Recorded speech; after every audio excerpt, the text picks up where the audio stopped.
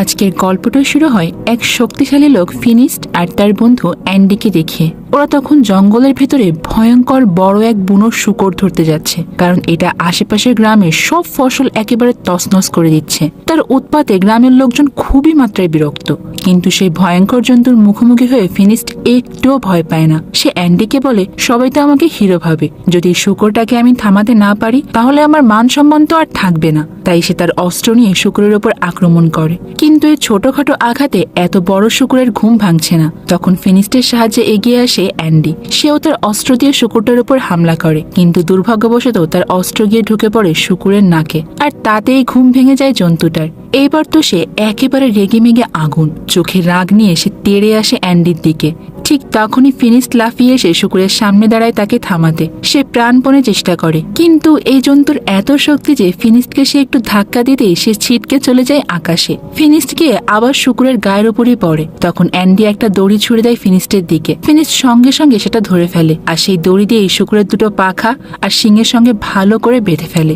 এইভাবে শেষমেশ ফিনিস্ট শূকরটাকে নিজের নিয়ন্ত্রণে এনে ফেলে আর তাকে আকাশে উড়িয়ে নিয়ে যেতে থাকে। এরপর ফিনিস্ট যখন ওই বিশাল বুনো শূকরটাকে নিয়ন্ত্রণ করে গ্রামে ফিরে আসে, তখন গ্রামের মানুষ তাকে দেখে তো পুরো চমকে ওঠে। তারা সবাই চিৎকার করে ফিনিস্টের নামে জয়ধ্বনি দিতে থাকে। এদের মধ্যেই বাবা ইয়াগা নামের একজন জাদুকর ছিলেন। তিনি ফিনিস্টকে বলেন যে, যদি তুমি এতই শক্তিশালী হও তাহলে একটা প্রমাণ দাও। আমার বাড়ির সামনে একটা বিশাল পাথর পানির পথ আটকে রেখেছে। বাবা ইয়াগা সেই পাথর সরানোর চ্যালেঞ্জ ছুড়ে দেয় ফিনিস্টের দিকে। ফিনিস্ট বলে যে, আমি জীবনে কত বিপদ সামলেছি, আর এই ছোট্ট একটা চ্যালেঞ্জ আবার আমাকে দেওয়া হচ্ছে।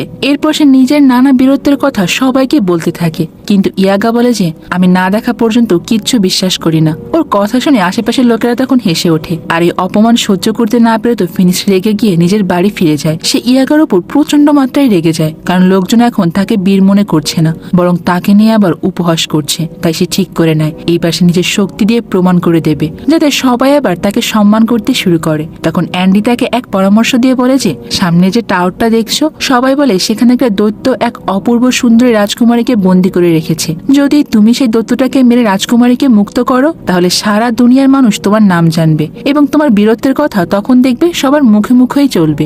এটা শুনে ফিনিস্ট ঠিক করে যে, যাই হয়ে যাক, সেই দৈত্যের সঙ্গে যুদ্ধ করবে। তাই সেই রাতে সে অ্যান্ডিকে নিয়ে রওনা দেয় সে টাওয়ারের দিকে, কিন্তু সেখানে গিয়ে দেখে আগে থেকে কিছু যোদ্ধাই দৈত্যকে হারাতে এসেছে। তবে তারা তাদের বীরত্বের প্রমাণ করতে নেয়, বরং রাজকুমারীকে উদ্ধার করে নিয়ে তাকে বিয়ে করতে চায়। তারা ফিনিস্টকে জিজ্ঞাসা করে যে, যদি সবাই মিলে দৈত্যটাকে মারি তাহলে রাজকুমারীকে কে পাবে? ফিনিস্ট হেসে দিয়ে বলে যে, আমাকে রাজকুমারীর দরকার নেই, আমি এসেছি কেবল নিজেকে প্রমাণ করার জন্য। এরপর ফিনিস্ট অ্যান্ডিকে গিয়ে বলে যে, আমি এই দৈত্যকে একাই মারতে চাই, তাই আমি সকাল হওয়া পর্যন্ত অপেক্ষা না করে তার আগেই রাজকুমারীর কাছে গিয়ে সেই দৈত্যটাকে হারাবো।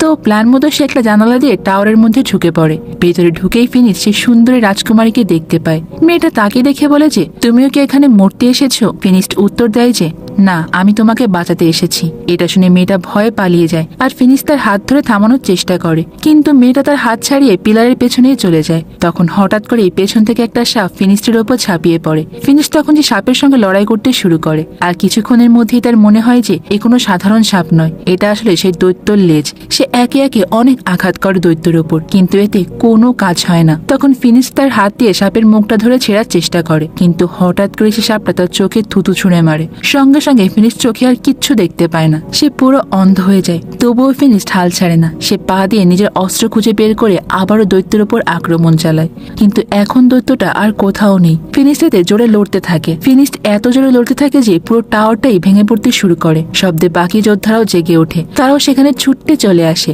তারা দেখতে পায় শুধু ধ্বংস স্তূপ, আর তার নিচে চাপা পড়ে থাকা অন্ধ ফিনিস্ট ধীরে ধীরে উঠে দাঁড়াচ্ছে। অ্যান্ডি খবর পেয়ে দৌড়ে এসে বুঝতে পারে যে ফিনিস্ট তার চোখের দৃষ্টি হারিয়ে ফেলেছে। সেটাকে ধরে ধরে বাড়িতে নিয়ে আসে। চোখ হারিয়ে ফিনিস্ট খুবই রেগে যায়। সে হতাশায় ভেঙে পড়ে।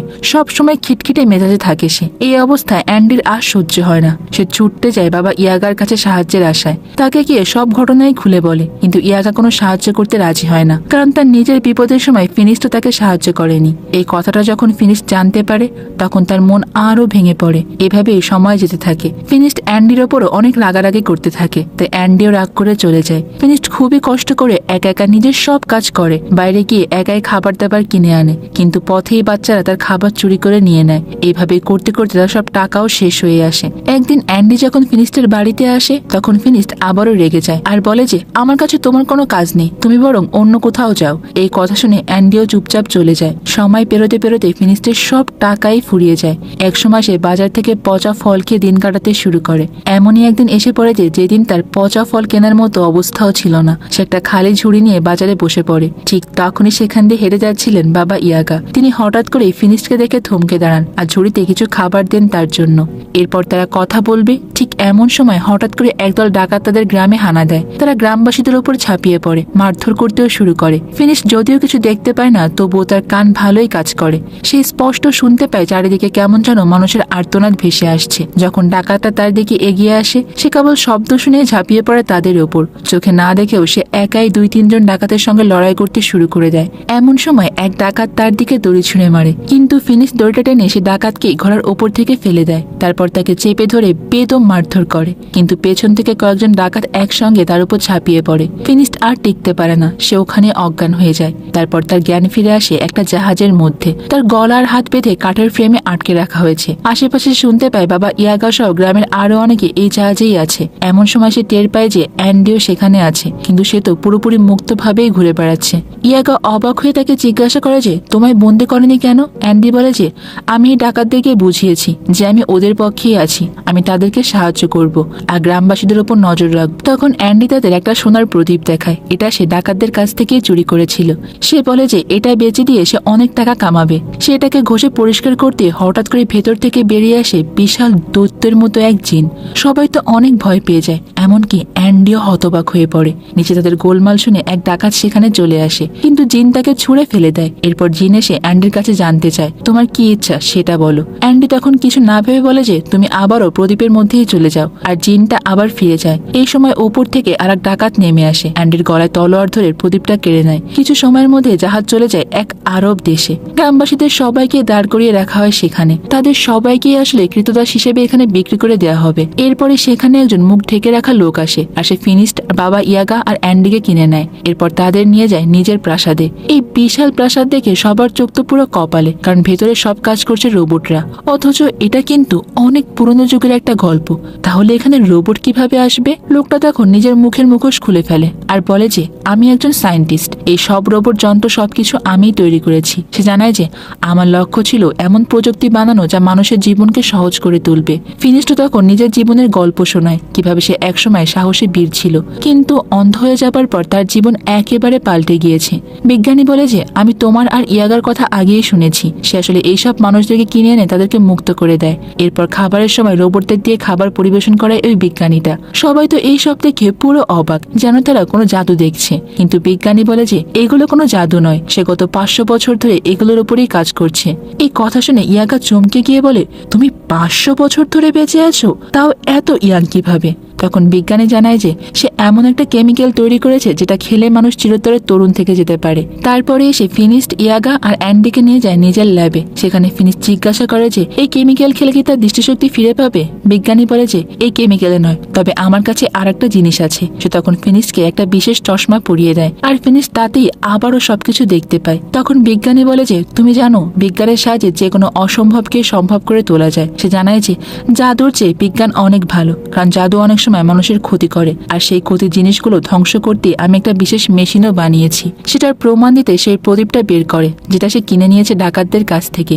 ইয়াগা তখন সতর্ক করে বলে যে এটা কিন্তু খুবই বিপজ্জনক, কিন্তু বিজ্ঞানী থামে না। সে প্রদীপ ঘষে আর তার থেকে বেরিয়ে আসে ওই জিনটা।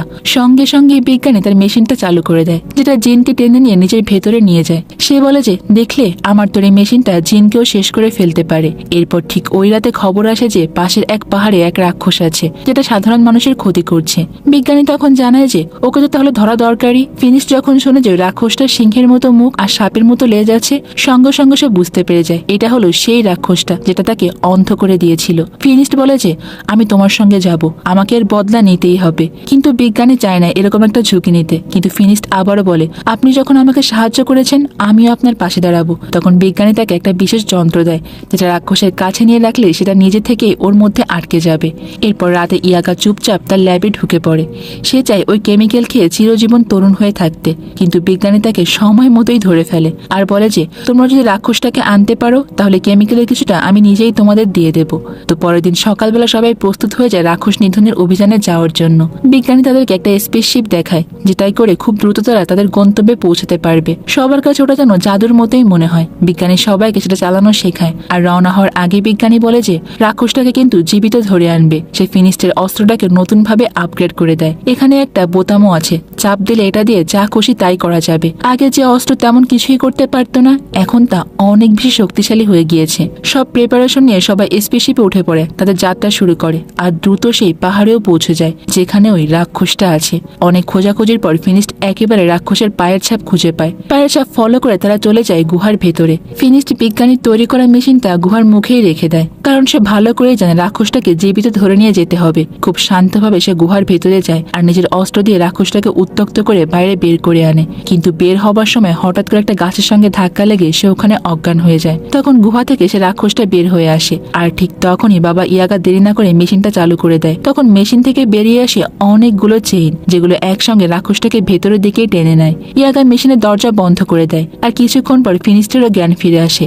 এরপর সবাই মিলে যাওয়ার জন্য রেডি হয়ে যায়। পথে ফিরতে ফিরতে তো রাত হয়ে যায়। তারা মাঝপথে একটা জায়গায় গিয়ে একটু বিশ্রাম নেয়। রাতে ফিনিশ শুনতে পায় যে ওই খাঁচার মধ্যে থেকে একটা মেয়ে আওয়াজ করছে। সে ধীরে ধীরে খাঁচাটাকে খুলে দিতে চায়, কিন্তু বাবা ইয়াগা সঙ্গে সঙ্গে তাকে থামিয়ে দেয়। কিন্তু ফিনিশ তো কিছুতেই থামতে রাজি নয়। খাঁচা খুলতে এসে দেখতে পায় যে আরে এ তো সেই রাজকুমারী যাকে সে টাওয়ারের মধ্যে প্রথমবার দেখেছিল।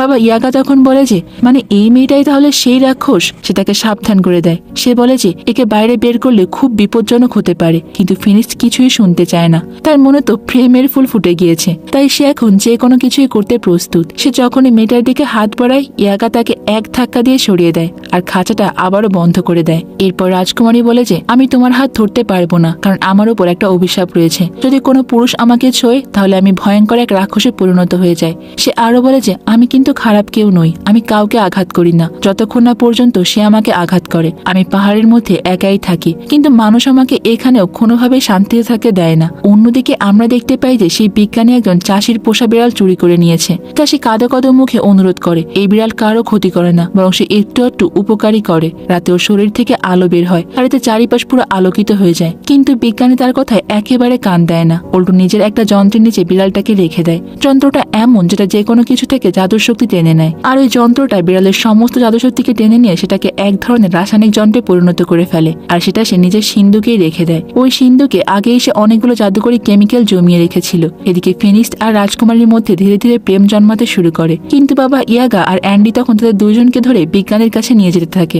যখন ওরা বিজ্ঞানীর প্রাসাদের কাছাকাছি পৌঁছায় দূর থেকে দেখতে পায় যে বিজ্ঞানী একটা জাদুর পাখির সমস্ত শক্তি টেনে নিয়ে সে জাদু থেকে বানানো কেমিক্যাল তার রোবটগুলোকে দিচ্ছে। মানে এই রোবটগুলো আসলে কোনো বৈজ্ঞানিক শক্তির জন্য নয়, বরং জাদুর শক্তির জন্যই চলছে। বিজ্ঞানী আসলে একে একে সমস্ত জাদুকরী বস্তু থেকে সব শক্তি তার দিকে টেনে নেয়। বাবা ইয়াগা তখন সেটা আর সহ্য করতে পারে না। সে রাগে গর্জে ওঠে আর সোজা গিয়ে বিজ্ঞানীর সামনে দাঁড়ায়। সে বলে যে তুমি আমাদেরকে মিথ্যা বলেছো, এই রোবট তোমার কোনো আবিষ্কার নয়। ওরা হলো জাদুতে চলো সব কাঠের পুতুল, আর তুমি নিজেও বেঁচে আছো শুধুমাত্র এই জাদুর জোরেই। এই জাদু তুমি নিরীহ প্রাণীগুলোকে মেরে মেরে কুড়িয়েছো, তাই না? এই কথা শুনে বিজ্ঞানী ভয়ানক রেগে যায় আর বলে যে আমার আসল রূপ জানলে আমি কাউকেই বাঁচতে দিই না। এই কথা শুনে বাবা ইয়াগার অ্যান্ডি তখন ভয়ে সেখান থেকে পালিয়ে যায়। তবে যাওয়ার আগে সেখান থেকে ফিনিস্ট আর রাজকুমারীকে মুক্ত করে দিয়ে যায়, কারণ সে ভালো করেই জানে এই বিজ্ঞানী রাজকুমারীর সঙ্গেও একই কাজ করবে। রাজকুমারী তখন জানায় যে সেই বিজ্ঞানীকে চেনে, বহুদিন ধরে সে তার পিছনে লেগে আছে। এই সময় বিজ্ঞানী আবারও তাদের সামনে এসে হাজির হয়। সে সব রোবটকে জড়ো করে তাদেরকে আটকাতে বলে, যাতে করে কেউ পালাতে না পারে। আর এরপর শুরু করে রাজকুমারীর শরীর থেকে জাদু টেনে নেওয়ার কাজটা। ফিনিশ তখন তার সব শক্তিতে বাঁচানোর চেষ্টা করে, কিন্তু সে তো বাধা অবস্থায় আছে, তাই তেমন কিছুই করতে পারে না। তাই সে বুদ্ধি করে রাজকুমারীর হাত ধরে ফেলে আর সঙ্গে সঙ্গে সে রাক্ষস হয়ে ওঠে। এরপর রাজকুমারী তো সেখানকার সমস্ত শিকল ছিঁড়ে ফেলে আর ওখান থেকে দ্রুত পালিয়ে যায়। সেই সুযোগে ফিনিশ আর ইয়াগাও পালায়, কিন্তু বিজ্ঞানীর লোকরা তাদেরকে তাড়া করতে থাকে। আর বাঁচার জন্য বাবা ইয়াগা তা জাদুর আশ্রয় নেয়। সে তাদের দিকে তরমুজের বীজ ছুঁড়ে মারে আর বীজগুলো হঠাৎ করে বিশাল বিশাল তরমুজে পরিণত হয়ে যায়। বিজ্ঞানীও তখন থেমে থাকে না, সে তার বিশাল রোবটটাকে বের করে আনে। তার তখন একটাই উদ্দেশ্য, যেভাবেই হোক ফিনিশ আর ইয়াগাকে শেষ করতে হবে, কারণ ওর আসল সত্যিটা ওরা জেনে গিয়েছে। অ্যান্ডি তখন বলে যে আমাদের কাছে যথেষ্ট কেমিক্যাল আছে, আর লাগবে না, ওদের ছেড়ে দিন। কিন্তু বিজ্ঞানী কিছুতেই শোনে না আর বিশাল একটা টার্টল রোবট বের হতে তার প্রাসাদটা সেখানেই ভেঙে পড়ে। এবার বিজ্ঞানীর টার্টল রোবটের ভেতরে ঢুকে পড়ে পড়ে আর অ্যান্ডিকে সঙ্গে নিয়ে ফিনিস্ট আর ইয়াগার পিছু নেয়। সে তাদের দিকে কামানের গোলা ছুটতে শুরু করে। ফিনিস্ট তখন ইয়াগাকে বলে যে তুমি এর মনোযোগ অন্যদিকে নিয়ে যাও আর আমি চেষ্টা করি ওর উপরে উঠে এটাকে উল্টে দিতে, কারণ একবার যদি এটা উল্টে যায় ও আর উঠতে পারবে না। যে রোবটটা ইয়াগার সামনে আসে তখন তার ভেতরে যন্ত্রটা ইয়াগার শরীর থেকে জাদু টেনে নিতে শুরু করে আর দেখতে দেখতে ইয়াগা যেন একেবারে বুড়ি হয়ে পড়ে। এই দৃশ্য দেখে তো ফিনিস্ট খুবই কষ্ট পায়, কিন্তু তখন ইয়াগা বিজ্ঞানীর মনোযোগ অন্যদিকে ঘুরিয়ে রাখায় ফিনিস্ট রোবটটার উপর গিয়ে পড়ে। বিজ্ঞানী তখন রোবটের হাত বাড়িয়ে ফিনিস্টকে ফেলে দিতে চায়। ফিনিস্ট তখন না পড়লে তার চশমাটা পড়ে যায় আর এখন সে আর কিছুই দেখতে পাচ্ছে না। এই সময় ইয়াগা ফিনিস্টকে গাইড করতে থাকে যে এই দিকে যাও, এখানে লাফ, সামনে এগো, বামে যাও, এইভাবে। ঠিক তখন সে রাক্ষসরূপী রাজকুমারীও সেখানে এসে হাজির হয় আর ফিনিস্ট তখন রোবটটার গলায় একটা চেইন বেঁধে সেটাকে উল্টে দেওয়ার চেষ্টা করে। অনেক চেষ্টার পর রোবটটা উল্টে যায় আর ভেতরে থাকা সমস্ত জাদু শক্তি এমনকি কেমিক্যাল সবে নিচে পড়ে যায়। বিজ্ঞানী তখন নিজের জাদুর ডানায় ভর করে পালাতে চায়, কিন্তু তার পাখনাগুলো আর কাজ করে না। সে সোজাই জাদুর কেমিক্যালের মধ্যে গিয়ে পড়ে মরে যায়। আর অন্যদিকে ফিনিস্ট তখন এতটাই ক্লান্ত যে সে ওখানে অজ্ঞান হয়ে পড়ে। রাজকুমারী তখন তাকে পড়ে থাকে দেখে কান্না করতে শুরু করে, কারণ ফিনিস্টকে সে সত্যিই ভালোবেসে ফেলেছে। রাজকুমারীর চোখের জল ফিনিস্টের চোখে পড়তে সে হঠাৎ করে চমকে উঠে বসে পড়ে আর এরপর দেখা যায় যে সে দৃষ্টিশক্তি আবারও ফিরে পেয়েছে। ফিনিস্ট তখন রাজকুমারীকে প্রপোজ করে আর প্রতিজ্ঞা করে যে সে তাকে কখনোই ছেড়ে যাবে না, কিন্তু রাজকুমারী বলে যে আমার ওই অভিশাপের কারণে আমি তোমার সঙ্গে থাকতে পারবো না। ফিনিস্ট মন খারাপ করে ফিরে আসে গ্রামের পথে, কিন্তু মন তো পড়ে থাকে সেই রাজকুমারীর কাছে। এদিকে যখন ইয়াগা আবার নিজের যৌবন ফিরে পাওয়ার উপায় খুঁজতে থাকে তখন সে একটা অদ্ভুত তথ্য খুঁজে বের করে। রাজকুমারের অভিশাপ ভাঙারও উপায় আছে। সে আনন্দের ছুটতে গিয়ে ফিনিস্টকে এই খুশির খবরটা জানায়। এই অভিশাপ ওকে ইচ্ছাকৃতভাবে দেয়া হয়েছে, এতে ওর কোনো দোষ নেই। তাই এখন আমাদের পরবর্তী কাজ হচ্ছে অভিশাপটাকে ভাঙা। আর এখানে আমাদের আজকের এই গল্পটা শেষ হয়ে যায়। এখন দেখার বিষয় হচ্ছে ইচ্ছাকৃতভাবে কে রাজকুমারীকে অভিশাপটা দিয়েছে আর আদৌ কি ফিনিস্ট আর ইয়াগা পারবে রাজকুমারীর অভিশাপ ভাঙতে। এই সবকিছু হয়তোবা আমরা গল্পের পরবর্তী অংশে জানতে পারবো। তো বন্ধুরা, আজকের গল্পটা তোমাদের কাছে কেমন লেগেছে সেটা কিন্তু আমাকে কমেন্ট করে অবশ্যই জানাবে। আর তোমরা কোন ধরনের মুভি দেখতে চাও সেটাও আমাকে জানিও। তো আজ এই পর্যন্তই থাক, দেখা হবে অন্য কোনো সুন্দর মুভির গল্প নিয়ে ভিন্ন কোনো সময়। ততক্ষণ পর্যন্ত তোমরা সবাই অনেক বেশি ভালো থাকবে এবং নিরাপদে থাকবে।